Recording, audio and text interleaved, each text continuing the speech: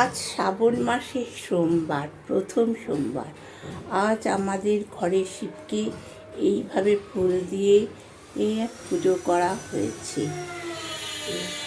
ঘরের শিবকে আজ শ্রাবণ মাসের প্রথম সোমবার আমাদের এই ঘরের শিবকে এইভাবে পুজো করেছি।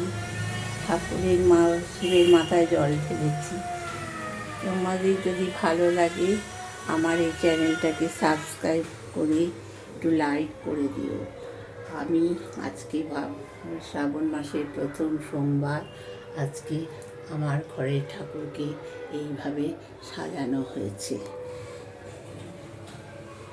শিবকে এইভাবে ফুল দিয়ে পুজো করেছি।